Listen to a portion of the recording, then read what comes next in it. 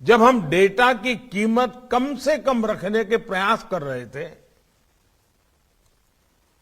Connectivity से जुड़े infrastructure को सुधार रहे थे, तो कुछ लोग सवाल उठाते थे कि इसकी जरूरत क्या है। लेकिन महामारी के समय में हमारे इन प्रयासों की अहमियत को सबने देख लिया है। ये डिजिटल कनेक्टिविटी है जिसने वैश्विक महामारी के इस समय हमारी शिक्षा व्यवस्था को बचाए रखा।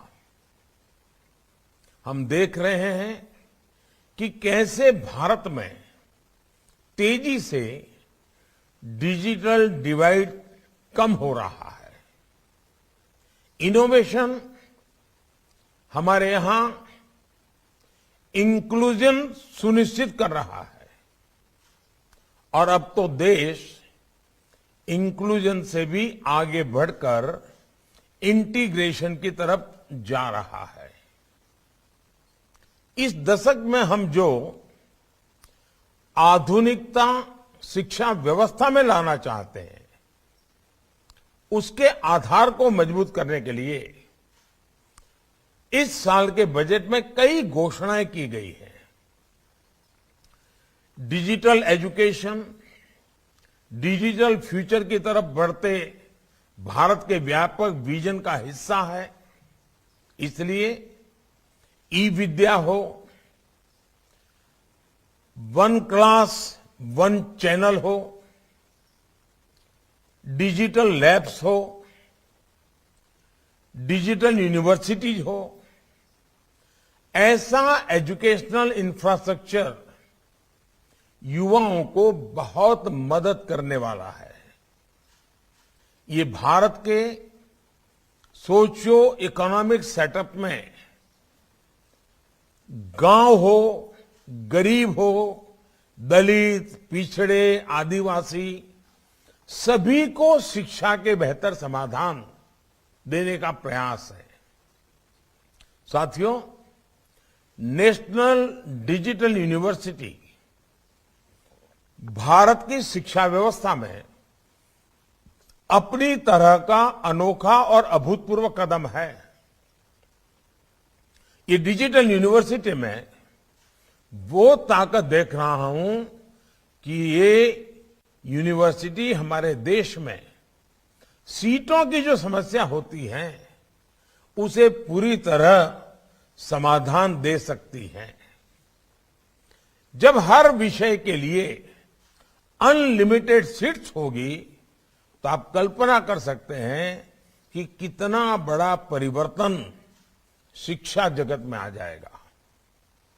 ये डिजिटल यूनिवर्सिटी लर्निंग और रीलर्निंग की मौजूदा और भविष्य की जरूरतों के लिए युवाओं को तैयार करेगी। शिक्षा मंत्रालय, यूजीसी, एआईसीटीई और सभी स्टेक होल्डर्स, सबसे मेरा आग्रह है कि ये डिजिटल यूनिवर्सिटी तेजी से काम शुरू कर सके, ये सुनिश्चित होना चाहिए। शुरू से ही ये डिजिटल यूनिवर्सिटी इंटरनेशनल स्टैंडर्ड को लेकर चले, ये देखना हम सभी का दायित्व है। साथियों, देश में ही ग्लोबल स्टैंडर्ड के इंस्टीट्यूट्स का निर्माण करने का सरकार का इंटेंट और उसके लिए पॉलिसी फ्रेमवर्क भी आपके सामने है। अब आपको अपने प्रयासों से इस इंटेंट को जमीन पर उतारना है। आज विश्व मातृभाषा दिवस भी है। मातृभाषा में शिक्षा बच्चों के मानसिक विकास से जुड़ी है। अनेक राज्यों में स्थानीय भाषाओं में मेडिकल और टेक्निकल एजुकेशन की पढ़ाई शुरू हो चुकी है। अब सभी शिक्षाविदों की ये विशेष जिम्मेदारी है कि स्थानीय भारतीय भाषाओं में बेस्ट कंटेंट और उसके डिजिटल वर्जन के निर्माण को गति दी जाए।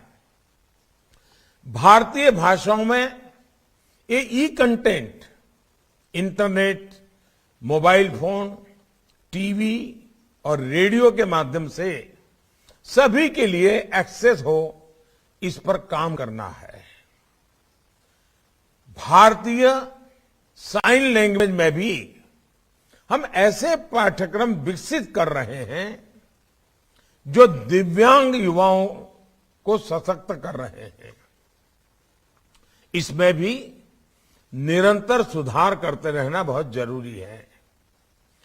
डिजिटल टूल्स, डिजिटल कंटेंट को कैसे बेहतर तरीके से डिलीवर किया जाए, इसके लिए हमें टीचर्स को भी ऑनलाइन ट्रेन करने पर जोर देना होगा।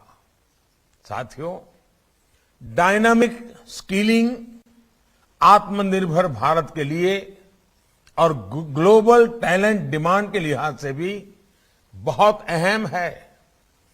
पुराने जॉब रोल्स जिस तेजी से बदल रहे हैं, उनके अनुसार हमें अपने डेमोग्राफिक डिविडेंड को तेजी से तैयार करना होगा। इसलिए एकेडेमिया और इंडस्ट्री को मिलकर प्रयास करने की जरूरत है। Digital ecosystem for skilling and livelihood, डेस्टैक ई पोर्टल। देखिए, आप प्रधानमंत्री नरेंद्र मोदी को शिक्षा पर मोदी मंत्र देते हुए बोले थे, जहां पर वो डिजिटलाइजेशन की तरफ ज्यादा फोकस कर रहे थे कि digital education, e learning education, e Vidya पर ज्यादा फोकस करना चाहिए। रुकते हैं।